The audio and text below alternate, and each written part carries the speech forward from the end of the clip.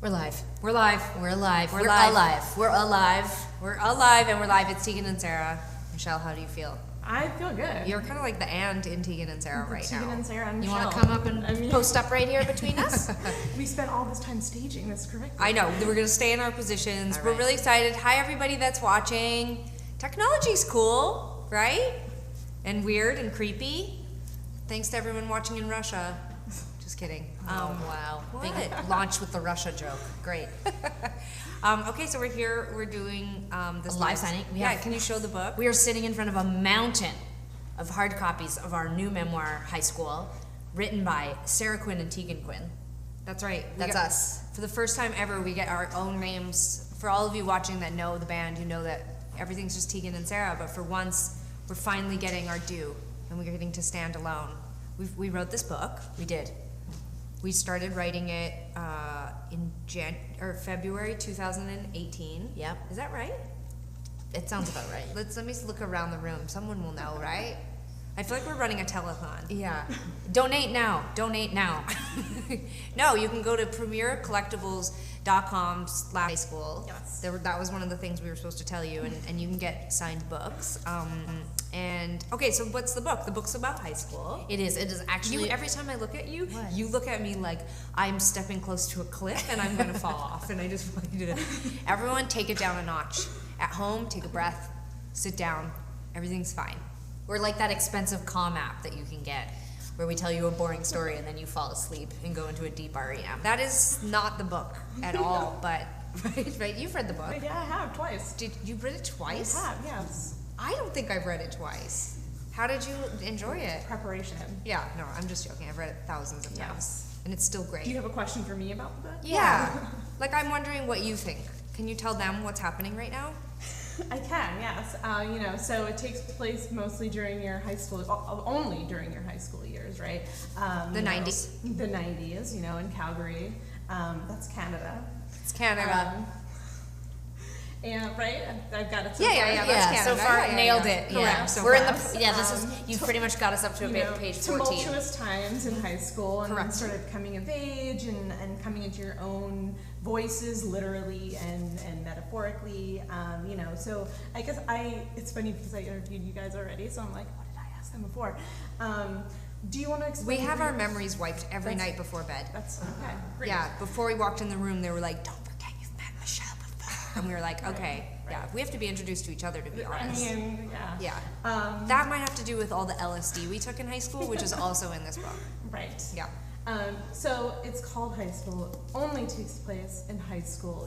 Why did you choose to, square only on that part of your lives?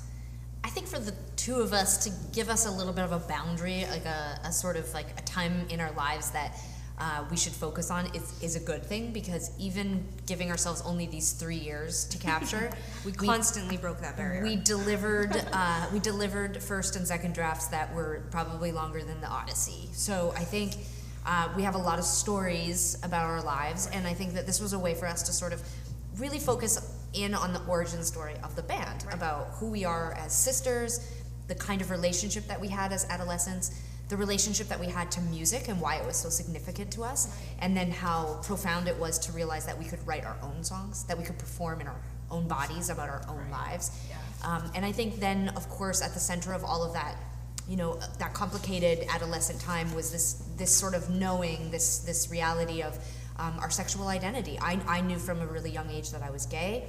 I knew that I was different. At first, I just knew that I wasn't like my other girlfriends who were always talking about boys, and I was happy to hang out with them and listen to them talk about boys because I loved hanging out with them, the girls, and I think as I got into my adolescence and into high school, I started to realize, thank you, puberty, that I obviously was. Did you just thank puberty? Yeah, Said no one ever. I mean, I'm trying to put a positive spin on queer puberty, because it's actually, I think it is worse than just like straight people puberty, because it's awkward and it's more complicated, and I think that over the course of our 20-year career, we've had to we've had to offer really short soundbite answers to these really big, complicated questions about ourselves. And the book, it gave us a medium in which we could sort of expand on those things. It gave us a place where we could write thoughtfully and emotionally about the sort of seminal experiences that play a role in the people that we are today. Yeah. What were some of the similarities and differences of, writing music together versus writing the memoir? I mean, with music, even though we write individually and we come together and put it all on the same record, we sort of always try to make it sound like Tegan and Sara. So there's a bit of compromise and we kind of create a thread through a whole record to make it cohesive. You pick a producer or a co-producer, and so what was different about this is that we really always will be alone. Like our name's alone on the page. In an odd way, that's probably the first time ever in our lives where our voices are heard separately. Right.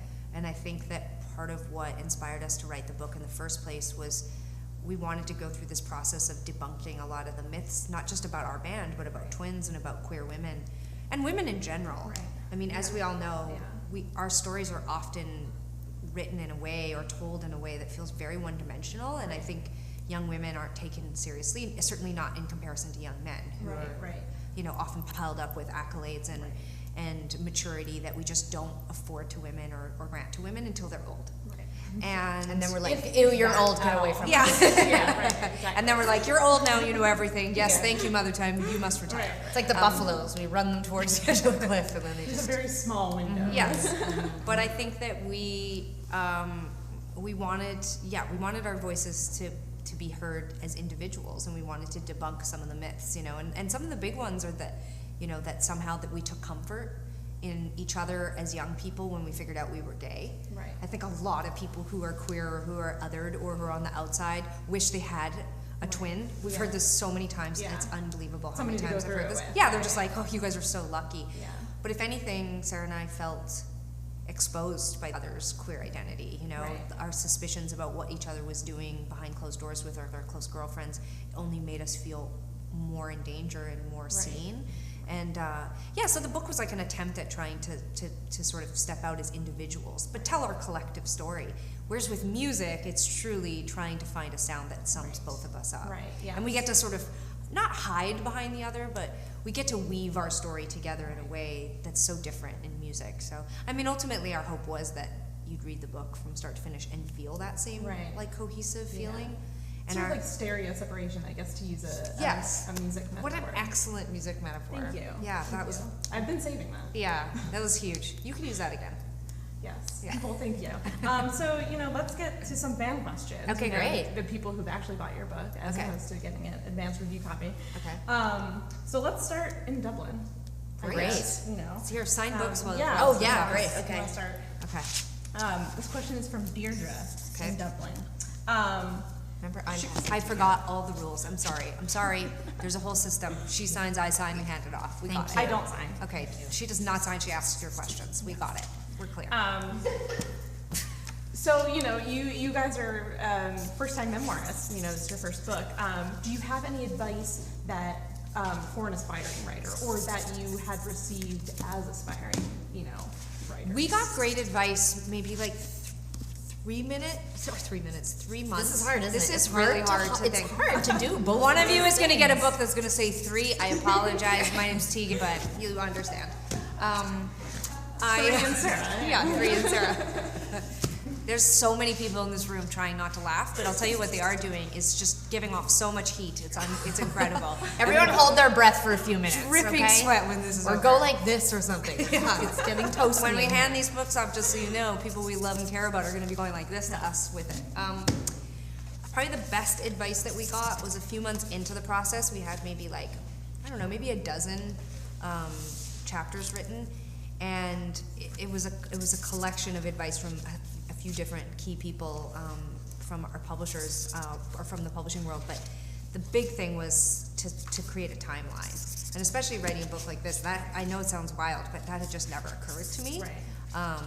And then the second one, which again, every single person who has gone to school recently or gone to college will be like, but yes, that's right, we sold a book without knowing that you need to identify your themes. And I just I forgot all that Right. stuff. Yeah. Like, it's been 20 years, and, you know, we smoked a lot of pot. But, so when we got that advice, like, hey, this might be easier. Sarah, you know, we're here for like an hour, right? Like, slow the F down. Build a wall of books Yeah. between us on this Yeah. couch. Yeah. But yeah, I think like as soon as I was like, oh yeah, we need a timeline, we need to identify our themes, Sarah and I took the dozen chapters we had and we sort of stretched them out over the timeline to see what we really So had basically written. your advice to write a book was to write a book. Yeah. Write it like a book. Like a book, but like An honestly, actual book. like I didn't, you know, I never did this. Maybe I should have, but I never Googled like how do you? Google. No, what is it? How do you book? How do I write a book? I already sold it. Help me. But once we did that, I mean, it was easy. Just Okay. kidding. It wasn't easy. It was very hard. Oh, you didn't sign. Oh, you did. Okay. So this question's from Vicky from Victoria, British Columbia. Oh, great. What's up, Vicky? Did you ever take your cats on tour? Oh my goodness, I cannot tell you how deeply sad it makes me to leave our cats behind. Not our cats. My girlfriend and I have 2 cats. But I'm not her girlfriend. I'm her twin sister. No.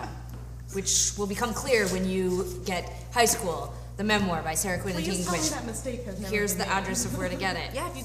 Well, let's not say it on camera because we'll encourage people to do it. Anyway, go back to talking about your cats. I really, really wish in some kind of like alternative universe that cats liked going on tour with their owners, because sometimes Taylor Swift's cats go on tour with I just her imagine owner. like Holiday sitting like right next to me right now, and she's just like, just imagine how goddamn cute that would be if like Holiday was just like sitting right here next to us. You guys, it wouldn't be cute. Sarah's very distracted by her cats. She wouldn't sign these books. She wouldn't go on stage. She follows her cats and watches them go to the litter box. It's like a serious problem. The family that poops together, you know. I really enjoy having a pet, but I actually feel like, all joking aside, they have enriched my life, and they have reminded me of another thing that I really missed from my childhood and adolescence. We always had pets. We used to say like jokingly that we had like a pet store because it was like we had guinea pigs and newts, and we had cats, and we had hamsters, and we had, you know, just always Fish. fish, like all sorts of things around until we would inevitably kill them or neglect them to death, but not the cats. But God, we never killed anything. we did. We killed, Because of neglect. You're making it seem like you yeah. murdered. Well, the not on animals. purpose, but like Snowball, our teddy bear hamster, it did dehydrate. It got dehydrated and it died. Hamsters And die from the weirdest things. yeah, Yeah. yeah. Like one time we dropped a piece It of. sort of sounds weird. Slow down the books. Okay, slow down the books. Our names are short. It's only 4 letters, you know. He's just like rifling through this very. Whew. Okay. I can go back and we can do them again. You guys should just be piling them up again, and then I can do them. Yeah. So I really loved having pets as a kid. Like that was a significant part of my childhood, was caring for animals, and for like, I don't know, like they sort of Maybe as artists or musicians, we didn't ever feel we were allowed to have animals because No, we we were always didn't. traveling. We felt guilty, and so it was a very significant thing for Sarah to say, "I'm going to get 2 living things that I'm responsible for." It was, and it sort I of. think that's what she's trying to say. Yeah, it sort of signaled, I think, both to myself and to my partner, and probably to the people in our like touring, traveling, working ecosystem, that like I wanted to lay down roots. Right. And I think like after 20 years of traveling and like not always even feeling grounded in like the city I lived in or the relationship that I was in some way committing to these fur balls, made me feel like, oh, I'm in this thing, you know, at least until they die, Right. you know. Or she murders them. By Due to neglect. neglect. My mission. Yeah. Right. It's the only way to go. Okay, so the book is set in high school, as we've sort of covered. This question comes from Jennifer in Lutz, Florida. Oh, great. Which teacher or teachers influenced you most in high school? That's a great question. One of the things that we talked about a lot when we were writing high school was the lack of adult supervision that sort of played out for us during that era. A part of that was, you know, it was still like it was the 90s. Right. Everyone was like a latchkey Right, kid. yes. Our parents both, like, you know, they all worked. So there was a lot of like free time without adult supervision. Right. And There were no helicopter parents yet. yeah, Right. they didn't exist yet. And what's actually one thing that's really sad about high school for me is that I think academically I lost complete interest in school, and I think both of us had been really, really strong students up to that point. Yeah. You know, especially like social studies and English and drama, we were really into school, and like many teenagers became very distracted and hormonal and adolescent and didn't care. But I think there were other things that happened for us in adolescence that made school sort of drop off the map. Part of it was we went to, you know, it's a great school, but it was a huge school. It was very overpopulated during the time we were there. And our classrooms were really big, and we didn't get a lot of attention. Right. I'm being delicate about this because I've been back to the school recently, and it's a great school and a lot of great teachers and a lot of great programs, and it was really a bubble the time we were there. But so is it sort of like the invisibility? Is sort of like if people don't realize I'm here, why am I here? Yeah, I think it was like, you know, no one here thinks that I'm special or smart, and so I don't care. Right. And so there are, to be perfectly honest, aren't a lot of teachers that stand out to me, and this is mostly sad to me because so many of our friends became teachers. I wonder often if part of what drove them to want to be in teachers is some of the issues we all had, but there were a few standouts, and we do write about them in high school. Our drama teacher was incredible and really saw Sarah and I, and even though Sarah and I weren't necessarily really focused on acting, he put us in a drama enriched program where we focused on like writing plays and on directing, which are both skills I think that we've really needed and utilized in. And we also had this really amazing class called Broadcasting and Communications, which was ultimately to make TV commercials and radio shows, like to learn those skills. But there were also like a lot of us that weren't interested necessarily in making a fake commercial for a fake product. And Sarah and I started bringing our guitars to that class and having the students engineer demos, do you recordings. have those videos by any chance? Yeah. You still have the videos that you made for that class? When we started writing this book, one of the first things we found was a ton of VHS footage from that time of us interviewing our friends, because we were always making these silly documentaries. So we have all this footage, and we ended up having 2 demo tapes, which had about 40 songs that we wrote when we were in high school, and we did all of that in the broadcasting communications class. And the teacher, there was 2 teachers that taught over the 3 years that we were there.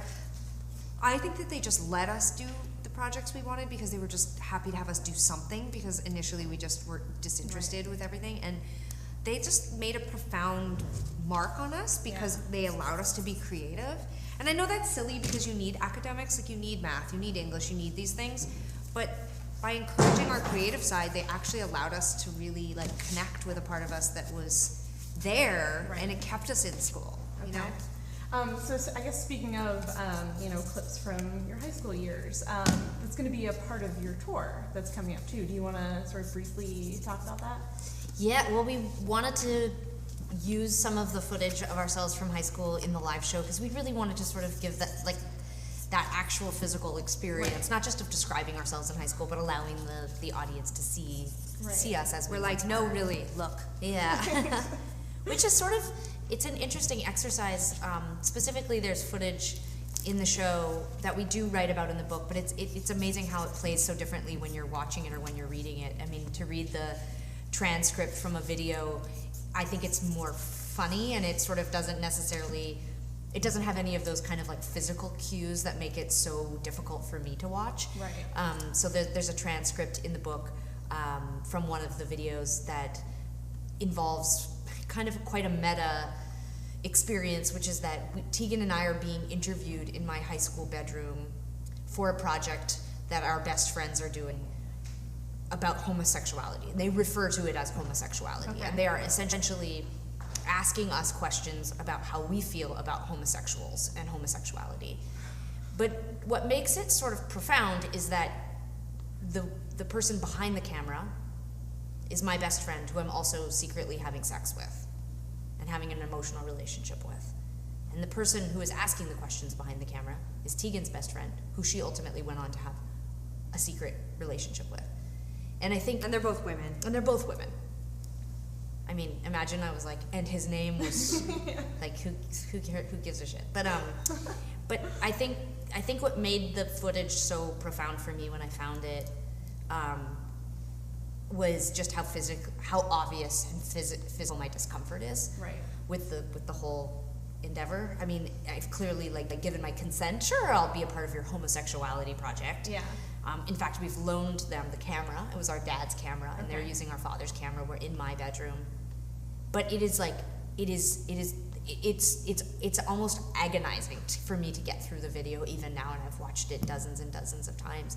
And I think that to see that person that I was, who I'd spent months writing about, to actually see their pain physically manifesting in like gestures, in posture, in language, I found it really painful to watch, and I found it really much more acute than even a description of it. Okay. And so we really wanted to share that footage with the audience, because it is one thing for me to stand on stage and tell you about it, right, but it is another thing to show it to you. And I think for anyone who's ever struggled with their body or their sexuality or anything big, that weight, that physical weight of keeping a secret so substantial, I think you will recognize in the video, what I describe. Right. Yeah. Or you'll just think, holy shoot, their hair was long and they should have got a haircut. Also, when you see the footage, you should look for Sarah's rain stick, because it's just right over her left shoulder. You know what? It's so funny. John from Houston. You guys can let your laughter out, honestly. It brings out the best in us. They all know you're here, I told them. Weird segue. I loved my rain stick. I just want to say it was a very There's like a rain stick, it's so 90s. It's like rain stick, and then there's a rainbow patch, but I'm sure if you'd asked Sarah what does the rainbow patch signify, she would have probably just been like, it was colorful. Happiness, colorfulness. Yeah. Well, all the banks in America hadn't appropriated the rainbow for straight gay pride, so I don't know what to tell you. Like, there goes our corporate sponsorship money. Well, John from Houston, Texas wanted to know what your favorite percussive sounds were. So well, rain sticks, obviously. With the rain stick. I still there you go, John. I still listen back with fondness. During the Con, our album The Con, we used a lot of found sounds to make percussive drum parts, and they were placeholder initially. So like I remember I was using, I don't know why, but I had an interesting recording setup. I'm basically the Beatles. I'm like, let me tell you all about my percussive sounds and what I did.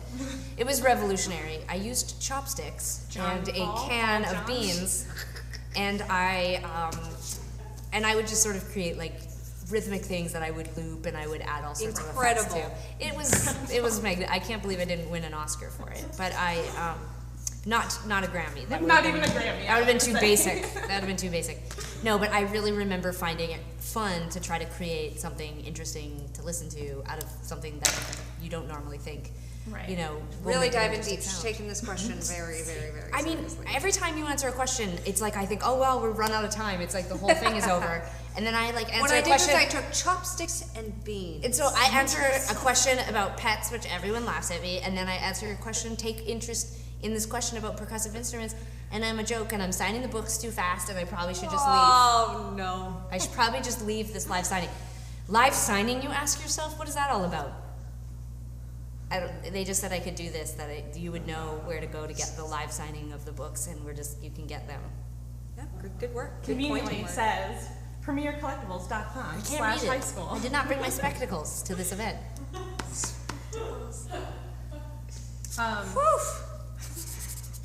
So this question comes from Joel from South Wales, or I guess New South Wales. I didn't realize there was an old one, but okay. We've just exploded past the knowledge I have about that. Joel is a twin, and he wants to know, or they want to know, what do you like most about being a twin?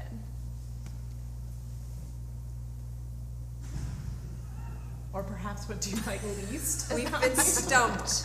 We have been stumped. It's finally happened in 20 years. Everyone wants to know the questions. No, I'm No. We like being twins. Yeah, I actually had this moment the other day. I made a playlist of like music I was really into in the early 2000s, and then that piqued my interest, and I started I went back and went home and looked up a bunch of a lot of the bands from that era, and a lot don't play together anymore or went on to do other things, whatever. Yeah. But do you want to give a for instance? No. Okay. She can't. I mean, she can't remember. Okay. Yeah. guess. No, I can. Like I can. Like I was like, you know, like I really loved the Deers, and I loved Wolf Parade, and I loved Arcade Fire, and like I love Metric, and you know, like I went down the list. Like a lot of them I know what they're doing because obviously I follow like Arcade Fire and Metric on Instagram. But the point is, like I went deep, like a lot of like obscure stuff too, and I remember during that time, both of us like really desperately wanting to be considered a part of that movement of like, especially the Canadian part of it, like really wanting to be associated with the Canadian indie rock movement, and really always feeling like outsiders. Partly geographic reasons played into that. We were on the West Coast; most of those bands were in Ontario and Quebec, and but also a lot of them were like predominantly they were male groups, and I always felt like we were outsiders, and I just felt like we stuck out like a sore thumb, but not in a good way. Yeah. And Not like a sore thumb that sticks out in a good way. well, like Did sore thumbs actually stick out? yeah, I think so. Maybe. What does that mean? I don't know. What the fuck does that even mean? It's weird. Never really thought Anyways. about it. Thank you. So thank you for that. I don't know. Like, let me know later. But I always kind of wanted to blend in, and then realized now that sticking out was probably good for us. Like, it means that over time, Right.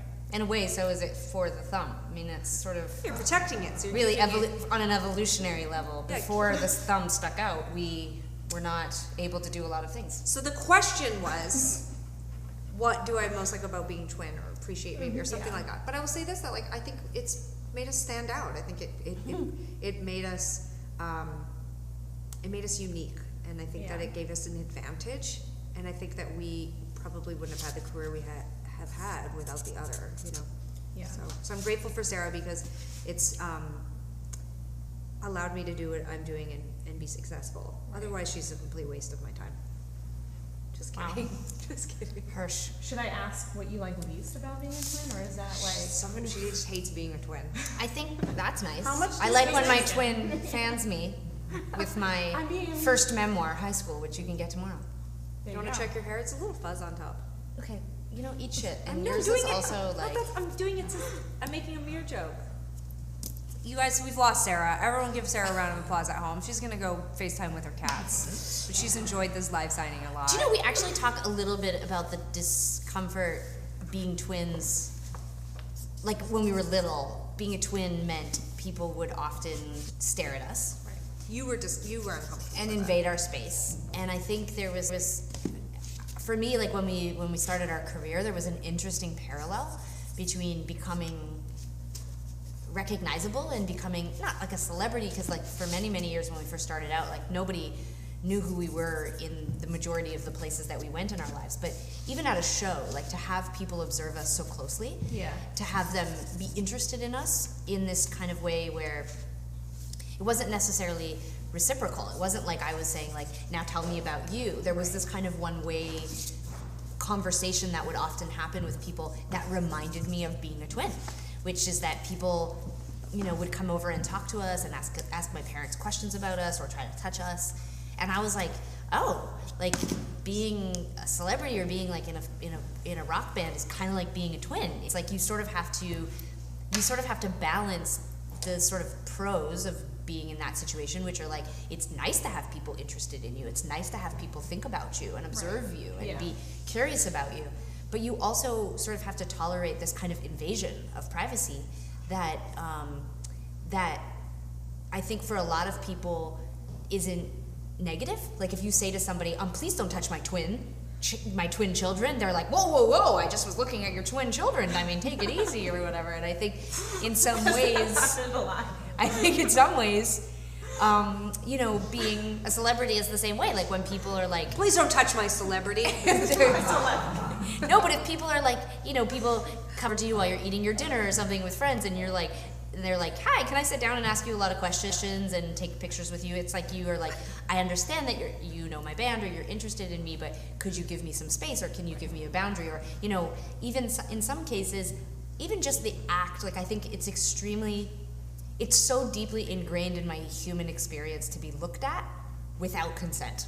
I mean, just like without consent, like just men look at us, you know, people looked at us, and like when we were little kids, people would stare at us in the mall. Sometimes my mom said that she and because you were twins? Because we were twins. So my mom, sometimes she said that when they would take us places, if we were getting a lot of attention, my mom would take one of us, my dad would take the other, and they would separate us. Okay. And I think, you know, this is not like a boohoo story. Like it's just the truth. It's a little idiosyncratic thing that I remember from my whole childhood.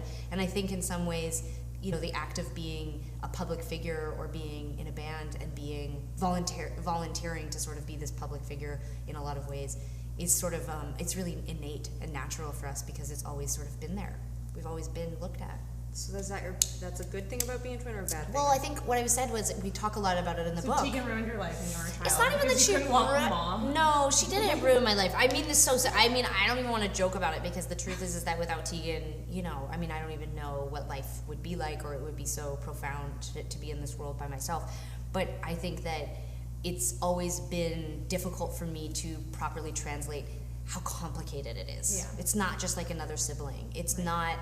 It's not normal, right? You know, to be in, like, to come into this life with another person and look like that person and sort of be lumped in with them, and not be able to necessarily adapt and have your own identity, and you know, like, it is complicated. And I've been making this joke that we waited until now to really talk about it because for a long time it didn't feel like the press or the public was mature enough to deal with it. Like we would just get we would get asked these questions like, if I punch Tegan, will you feel it? And I would just be like, these people aren't mature enough to talk about people in how, the press are asking these like, questions. but this is the thing is, I mean, I don't even mean it as a joke. Like, I just was like, you clearly are not capable of having like a sophisticated conversation about my identity. So like, I'm not. Yes, I can feel it. You know, like I mean, it just was sort of like bizarre. Or like people would ask us like, you know, can we read each other's thoughts or mind? Can you tell her what is she thinking right now? And I would just be like, I'm not going to tell you these like really tender, complicated things about myself. You guys could know, totally prepare like a parlor trick though, like where you could just go in. It would just perpetuate it. I'm gonna be thinking about this. I think a lot of twins do that. I think they do. And in part, what we do is we travel the world selling our music and our books, but we also look for twins who are starting these rumors about twins. Right, exactly. And then we neglect them to death. It reminds me of this line, I guess, I think it's the end of the prologue that you wrote, that, you know, when Tegan goes to the hospital, you know, in preschool, you know, you're left with this thought that like, oh, and now I'm myself, which is like the scariest thing. It's awful. That was paraphrasing. Mm-hmm. That's not an. You know what? Let's get rid of these great. books and let's rewrite my prologue. Okay. Put that in. Boom. No, it was fucking terrifying. I think the sense of that sort of like like it wasn't like I was like, I need some space from Tegan. Yeah. You know, we've spent 4 years together. Right. I just need to like break out, get my own identity going before kindergarten starts. You know, really like start my own clique. Right. She just was gone one day, and that was really terrifying. And it's sort of an upsetting and abstract memory that I have, but it's significant for me that, you know, realizing who I was, unfortunately, was under duress. It wasn't a fun memory. It was really, Tegan got to go to the hospital, and she got to have so much she fun. won the hospital trip. Yeah. Sarah had to stay home with my grandma and watch TV. I got to go to the hospital and have surgery. This is up a lot of our relationship perspectives. I'm joking. I'm sure it was very, very troubling for you. I guess if you're just now joining us, you can find, well, I guess if you're joining us, you've already been to this website. But just in case, premiercollectibles.com/high school. So speaking of attachment, this question is from Alejandro in San Pedro, California, who wants to know, what advice would you give someone, I'm guessing him, who is overly attached to their best friend in high school? Well, we might not be great advice givers because we were very attached to our best friends and have had a long history of getting close to women that we were interested in, calling them best friend, and then dating them. So, but or secretly sleeping with them. Or secretly, yeah, secretly sleeping with them. I don't know. Like I've been thinking a lot about the nature of friendship and intimacy and how it changes so much when you get older. You know, like part of going back and like time traveling back to write this book and, you know, work on the new record and just getting lost in that time. One of the things that I felt like some sadness or maybe a little bit of grief about was just how important friendship was and how it was something that was so significant. Community, right, ultimately is the word that we use now, and perhaps it's like just a symptom of what we do because we're so transient and we travel so much. And we have plenty of friends. We're friends with a lot of the people we write about in this book, but how you spend less and less time with them, and all the significance of community and relationships is shifted onto your romantic partner, or in the case that you have children, onto your children. Or cats. Or Sarah's cats. Or her parents, again, like, you know, as they get older and they age. And, like, these aren't bad things. Or but sisters. Or your business, your work. Right, like, pretty much anything. But, like, you know, in school, there's such a significance in friendship. And when I was writing the book, a lot of what I wrote about friendship didn't even make the book, obviously. Our first, you know, draft was really big, and a lot of the friendship stuff got taken out. But we had a really cool crew of kids that we hung out with, and we called ourselves the Hallway. There were 27 of us. And, like, I felt lonely sometimes amongst 27 people. Sometimes when you're with too many people and you don't have your person. This all comes back around. Watch this happen. So we had so many friends, but sometimes I still was just really searching for my person. And I do write, obviously, about that in the book. That as Sarah started to discover her sexuality and became really tight with our shared best friend, and they started to carry on a secret relationship, I was sort of left alone. And it was a double loss. I lost this best friend, but I also lost Sarah in a way. And which Sarah had interpreted as something totally different. Yeah, Sarah had sort of seen my, like, upsetness about sort of being extracted from the friendship as homophobia, because they were having this relationship, but I didn't know that. Not initially. Yeah. And then even once I did know, I still was like, fuck you guys. Like, you know, I was your best friend. But I started this kind of long journey, and I don't feel like it's ever stopped. Like, I feel like, again, I've been thinking a lot about the nature of intimacy in friendship, and how as we get older, we really only make romantic significance, romantic relationships significant, or your kid relationship. And that friendship is still important, and that when we're going through hard times, when we're going through rough patches or breakups or loss, that friends can bring really, really, really interesting insight that you can't get anywhere else.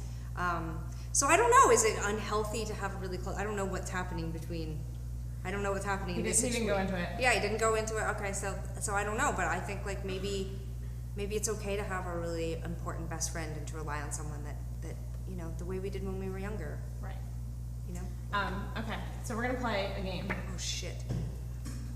We're gonna play 22 questions in 2 minutes. Do you feel like stressed out because it's so hot in here, and then we have to play a game? I do. Yeah. And okay. You don't look warm at all. Thank you. I think it's adding to the, like, tension and excitement about this game for me that I'm really hot. To be really hot. Yeah, yes. go. Okay. Let's do it. And you're in a sweater. Yeah. I'm actually fine. I feel very apparently, according to my acupuncturist, I have some circulation issues, and so I lately feel I have cold lips. I don't know if that was one of the questions. Okay, sorry. I'm feeling like this is a very comfortable temperature for me. Okay. All right. So, 22 questions. I guess go. Where were you born? You have to answer very quickly. Okay, Calgary, Alberta, Canada. Okay. Who would you want to play in a movie of your life? Like, who gets to be? Yeah. I have no idea. Harry Styles. Good answer. What was your first job? I worked at a coffee shop called Robin's Donuts. Twinning. I'm panicking. What's your biggest fear?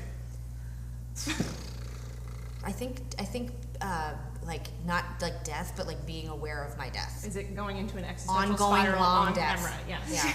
Yeah. Who makes you laugh the most? Myself. No, I knew she was gonna say that. It's true, though. I've never known anything more in my life than that she was gonna say herself. Yeah. I think I'm very funny. You should appreciate yourself. Look for a quality that you appreciate. There's enough about yourself that you're gonna hate. You know. Come on, we gotta do this. Just fast. saying. We're only on question 6. Sorry. What is your greatest accomplishment? I feel like you're getting all the existential. Yeah, seriously. Let me see. Greatest accomplishment. I mean, really, just I think the community that we've built, our career. I'm very proud of it. Okay. Who is the most interesting person you met recently? Tegan's like me this morning in the mirror. Oh my god, impossible. I meet amazing people every single day. It's probably the biggest, like, plus to my job is I just meet people constantly. Have to name somebody. I can't. I'm going. Legally obligated. Okay, someone that I met. Come on, say somebody from like In Circle or like, you know. Oh, Love Loud. Oh yeah, well yeah, I'm on a board with this foundation called Love Loud. Dan Reynolds from Imagine Dragons is on. I find the whole team on Love Loud. They're not watching, but let's pretend that they were. But everyone should look out for Love Loud. But That's it. Okay. Good. Amazing people doing amazing work. Okay. What is your middle name? Either of you can answer. My middle name is Kirsten. Mine is Rain. Okay. And our parents had us in 1980. What's your biggest pet peeve? just people in general on airplanes. I don't understand. Okay. They should hand out a little sheet like this. So it's not answering 22 questions in 2 minutes. No, this is fine. Just for people, my biggest pet peeve is people who take their socks and shoes off on an airplane. Yeah. Fuck you. Weird. Monsters. Yeah. Weird. What's the last book you read? Oh God. I read The Topeka School by Ben Lerner.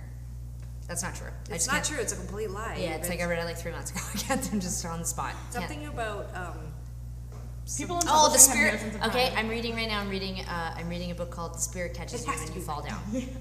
Okay. cool. What's your favorite hobby? Hobby? Hobby. Yeah, it's hard. We don't really have hobbies, but I guess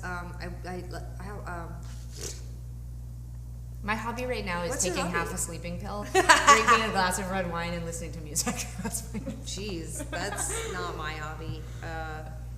Mom's teaching me how to do pottery. Okay. That's fun. Yeah, it's not my hobby. Okay. But It's something you do. it's a thing I do that's not work. Okay. The only other thing I do. What's your guilty pleasure? taking half a sleeping pill, drinking a glass of red wine, and I was listening to gonna music. say. Do you have any hidden talents? Just pottery? No, All because of I'm it? not talented at it. Hidden talents. I don't know. Do I have a talent? Tegan's really good at rollerblading. That's a lie. She's been. She like, can do little spins, and she can jump off things. That's not a talent. I mean, Isn't it? I it's can't. hard. I can't do it. It's hard. Counts. What color is your toothbrush? Oh, I change it quite regularly. I think currently it's like a green toothbrush. Okay. Do you have a snack? Like, Ugh, she's so like boring. I like wish a I got that drawer question. snack or a She's gonna say something healthy. I really like plantain. Pass. Sour cream and onion chips. Ripple. I Old like- Dutch. I prefer Canadian chips. Next question. No, Okay. don't listen to her. It's boring. How do you take your coffee? Black. Black. What's the last movie you saw in the theaters? Can't even recall the last time I went to the Can't. theater. I can't either. Busy. We're busy people. What about Netflix? What's the last movie you saw? I just watched that new show, Unbelievable, on Netflix. Same. So What do you good. call that? So good. Yeah. What was the last gift you gave? Oh, interesting question. Tegan and I just celebrated our shared birthday, and one of us received a gift, and one of us did not. Oh. One of us received a beautiful, expensive, multicolored scarf. I'm sensing which one it was. And the other one's on a hunt for something for Sarah for her birthday. What cause is dear to your heart?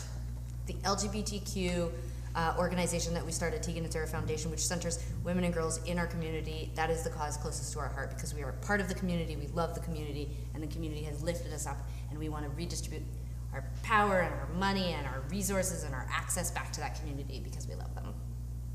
Good answer. What's number one on your bucket list? I think I kind of want like a call me by your name like experience, like rent a house in Italy in the middle of nowhere for a couple months, ride a bike around, Okay. like. Those are interesting details from the story that she selected. Yeah, My I mean, mind obviously I'm went not to gonna go like- there I and have a have an graduate experience with philosophy someone, yeah, like student 20 years, coming. yeah, no, not that part of the story, just like a. That's the best part of the story. You want to go to France, sweat your balls off, and ride a bike. Okay, So like that's really, not yeah. the part of the What you story wanna do is go to anyone's Italy. into. You want to have a romance with an older, mature person who has wizened and seen the world and No, I definitely have sex don't. with a piece of fruit and dance wildly and throw up in the streets of Italy. You don't want to ride around on a bike. I did that last summer. What I'm asking for is just a quiet 2 months in a house Got it. writing. Okay, so Italy, sex with the peach. So she wants to go to like a like a life rehab where she just gets to sleep all the time and watch TV. Yes. Where do you want to go that you've never been? She just, Oh, I mean, well, like, Yeah, there you I've go. been to Italy. Where do you want to go? I'd love to go to, I want to say, like, I actually really would love to go to all the places I've never been. So I'd love to spend time in Antarctica. I'd love to go to Iceland. I'd like at some point in my life to go to the Middle East. I would like to go to Africa. I would like to go back to Japan with my spouse because she's really into fashion and she's never got to go to anywhere in Southeast Asia, which is one of my favorite places to travel to. So many, many places. Okay. Heaven? Just kidding, I'm an atheist. Just kidding, I'm an atheist. I'm not sure you want to go there. I'm an atheist. I don't want to go to heaven. Especially if my grandparents are waiting for me there. Like, oh, eternity. What? No, thank you. You wouldn't want to hang Sounds out really with grandma bad and for your For grandpa? eternity? Wow. No, thank you. Just thrust me out into the just gone, you know? So we have a few more questions. You wanna? Sure. You wanna take this brick? Yeah. Okay. Did we do well? What did we get on that test? 22. Okay. Cool. Either an F or an A. Jesus. All right. So I guess continuing that. So Allie from Brighton, in the UK, wants to know, what's your favorite all-time place to play? It's so hard when we answer this question. I feel like people think we're just giving like a PC, like acceptable answer, but everywhere's really different. Like every country, every city that we've been to, like there's real, like there's obviously lots of places that fall into the like not that memorable section of, but like most countries specifically do have like a vibe. Like you start to associate certain things with certain places. So I kind of just I really do love touring new places. Okay. But I think we've really embraced our lifestyle as nomadic traveler, you know, touring people. And so you start to just really look forward to going back to places you've been a million times, you know, go to your favorite restaurant or check out a coffee shop or go to an art gallery or whatever it is. So, yeah, but I think every audience is different and every country has its like special thing. So what's your answer? Sarah, can you sign the rest of those books Yeah. next to you? I was gonna say I can't pick it. It's like they're all different. Like I was like gonna South America was incredible. People are like, you know, just so excitable. Like when we went to Southeast Asia for the first time, I couldn't believe the reaction from the audience. It makes North American audiences look dead. Like, you know, like they just, the response to every song, the enthusiasm, the gifts, the love, like the this outpouring of like positivity and gratefulness. It's like, it's really different. But then there's just like nothing like playing your hometown. Like when we're in Vancouver, it feels so special to be in front of our family and friends. Like we're playing New York tomorrow night, and I, like, no doubt we'll just probably start getting diarrhea any second now about it. You know what I mean? Like, it's just, I don't know, everywhere's different. Does New York do that to you? I just feel very nervous when we're in places that have a lot of, like, pressure, industry, cultural value, you know, like, you want to put on a great show. Vancouver is the Canadian LA. No. No? No. Okay. Nope. Boy, are you wrong, and she's not going to tell you why either. You just have to live with that mistake. Come visit. Come visit. Come visit. Have the movies all lie? Did the L word lie? Do you have a favorite place? Well, I'll just say something totally different that has nothing to do with cities or whatever, but I recently... So I won't answer your question. No, I was going to say, until very recently, I had stopped playing music at home. I would play, we tour all the time and we play a zillion shows a year, and when I get home, sometimes I don't even have I actually for years have not even had like an instrument in the house. Okay. I've just become so disconnected from the part of myself that just plays music for fun and for joy. And anyways, a couple of years ago, I got a piano, and it was the first time in my life that I've lived in a house again. So I felt like I could make Since high school. yeah, like first time I've lived in a house since 1998 that had a piano, and I play piano all the time now. And sometimes I don't even play, you know, new music or my own music. I actually just like to look up songs I like from my childhood or whatever and just play them on the piano. And it's been a way for me to, I guess, reconnect with music as a hobby maybe and more of as a passion. Okay. And for whatever reason, it's just been the piano that's really done it for me. Yeah. Yeah. Can you read music? Oh yeah, we took we actually, that was our first instrument, was piano. We took piano lessons. We did music theory. We actually did like testing. Like we would do like testing at the end of each year, and we would kind of get graded and that sort of thing. Which I think is why we kind of abandoned it as teenagers, because to me, like, the guitar was a tool of like, you know, disruption. It was like, you know, we didn't want to take lessons. I didn't want to understand it. I wanted to make noise and create, and I didn't want to play, you know, a classical piece, you know? And I think because piano was more of an educational extracurricular, I didn't really return to it until maybe around like 2004, 2005. And that was only because of computer programs, being able to sort of like use a keyboard to program drum loops or to make bass or to, you know, whatever it is that I was doing with it. And then I realized that I actually had a lot more control and technical understanding of the piano and music theory. And then I got really geeky about that. Like with the guitar, it was just this sort of like abstract instrument that I could like try and make something with. But I actually found that I was able to be more skillful with the knowledge. Once you that I learn had. power chords, it's like, okay. Yeah, like you can do an amazing amount with an instrument you don't understand. Right. I mean, and that is like the truth. And I always say to people, like, you know, having an understanding of the guitar is incredible and inspiring and admirable. But for us, like, there was something about our sort of ignorance and innocence that allowed us to sort of like step outside of the theory, step outside of educational or rules, like ideas about music. Eventually, I actually found that going back to that place was really exciting and was really a benefit to our songwriting. But especially as young queer women, I didn't want to play music the way people told me to play music. I was like, I don't want to do that. And the instrument that allowed me to sort of like, you know, give the middle finger was the guitar, because I was kind of like, oh, you don't like this? Great, I'm gonna turn it up louder. Don't listen. Yeah. And you know, piano was like, and the teacher and the metronome. Do you guys like about creating No, music now? no. Do you like, Oh. you know, like, we're gonna do what we're gonna do, and Yes, I but, definitely you know, feel like we make music for ourselves first and foremost. Yeah, I think we definitely do that, and I think we still see ourselves as we have more opportunity than we ever have had before. But I think we understand that we're never going to be a certain kind of artist. We're never going to be accepted into the mainstream as a certain kind of artist. Yeah. And so I think we do. I think we make art pretty, like, from a pretty like just like interested. it's freeing in a way, interests though, us. right? Yeah. It's freeing Yeah. to be able to recognize that and just sort of say we're here for us. Yeah, we were talking about this earlier actually, but I think that because for most of our, certainly our adolescent lives, but also our early adult lives, there was no one for us to look to that was like us, and there were hardly any stories like ours being told. That the desire to write music, to write this book, to do most of what I do comes from a place of like desperately trying to insert my story into the narrative out there about women and about queer people, and half the time that's what's driving me, you know. Other times it's just like one person, I'll get it in my head, and it's not even like a crush, it's not about them or whatever, but there's just be like this person that I want to impress. It's like this weird, you know, it's never like me imagining our collective audience around the world and being like, what do you have that person? Do you know, do you have a specific person? Yes. You're like, I need to impress this person. Yes. Do they know? No. You want to share it? No.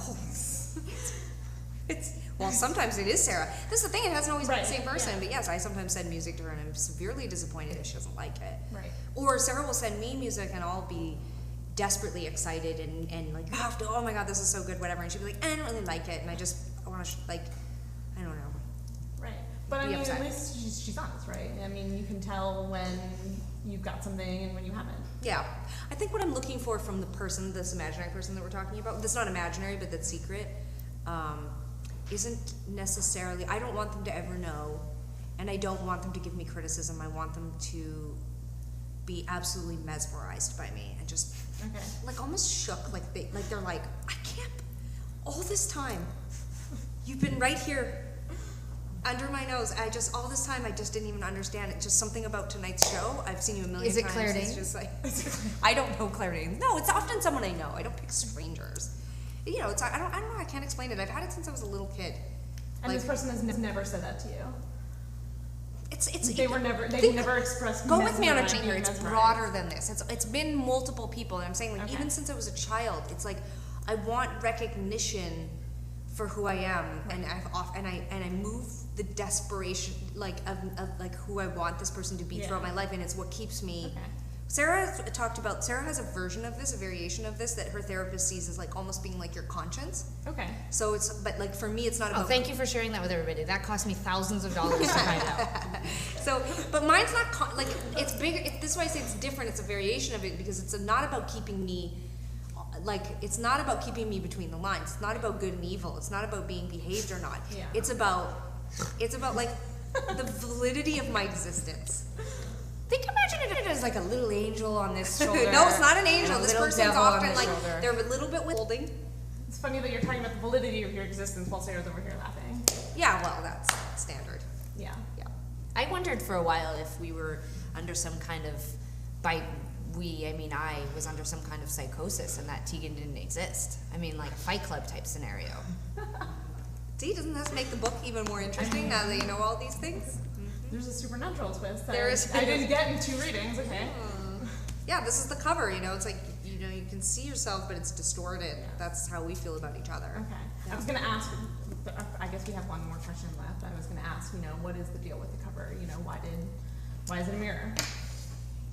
One of the things that we learned about books and publishing in this world compared like music, we're very involved in any of the art or visuals that, our album covers are always like a heavily involved process for us. And with this, at least with this specific cover, we answered a questionnaire. This is my dream, by the way. This is like a weird Virgo. Like, me interviewing you? No, This no too. offense. No, it was almost like a vending machine for the soul. It was like I answered a series of questions that was sent to me, and Tegan approved all of my answers, and then a wonderful artist designed this book and sent the PDF. I was like, I answered these questions. What do you think that you answered in your questionnaire? I guess we'd have to ask Na. We'd have to ask her because, No, but I'm asking you to, like, your answers, do you think that there was something that inspired this where you're like, aha? Well, there must have been, or maybe just an evaluation in general of the work itself that allowed. I mean, I love the idea that the mirror is sort of about, it's not distorted so much as it's not completely clear. There's a sort of like, it's sort of still finding itself, developing, or whatever it is. That kind of time in adolescence where everything is hasn't quite crystallized, or we're not quite aware of who we are at that time. And I also like this idea that that the artwork sort of stood for like this identity that Tegan and I have, and this connection with our community and our fan base, and how we sort of we are a mirror for them, or we are a reflection of who they are. And so I mean, I love the imagery of it, and I tend to be more of a bit sort of like less commercial than maybe other people in our career, and I sort of really appreciated that the book didn't have to have our faces on the cover. I really like the idea that it's less about, it's not that the book isn't about us, but it's like it's really important for me that people find significance and connection in the story to themselves. It's not, I mean, it is our story, but ultimately we are trying to tell a story that I think is really relatable. Right. Whether you're queer, whether you grew up in Canada, whatever you look like, or whatever your experience was, I don't think that this is like some like, wow, I can't believe that this was their life. Like, I think it's pretty common, these experiences. Even like, talking to like straight dudes that are kind of like, oh my God, how will I relate to these girls who like girls? I'm just a straight guy who likes girls. How will we relate? What commonality will we find? Right. And I'm just like, so I think like we're always trying to sort of, I think, tell a story that is relatable. I think there's a lot about me, actually going back to a few questions ago, there's a lot about me that I don't feel I've properly developed or shown or revealed to people. There is a hugely private part of my identity that I don't feel comfortable sharing. Right. Maybe I will at some point, or maybe it will come out in my art at some point, but these are the parts of us that I do feel are relevant to share, that are substantial, and that I think that are valuable to the people that know our band and like our band. I mean, the best books always leave room for the reader, right? Yeah. So there has to be, that space for them to Yeah, come in. I think so too. Yeah. Yeah. Well put. We're good? We're wrapping it up. We're wrapping up now. We're wrapping up. Do you have anything to say in conclusion? I'm glad we made it through this. It sort of feels like we ran one of those half marathons where like I peed myself and Tegan had to eat like a blueberry like kind bar while we were going, and Someone here has not run a half marathon. I just want to say thank you A lot of to the peeing and team. time bars. Thanks to everybody who watched. Thanks to everyone who got a book. Enjoy the book. Yes.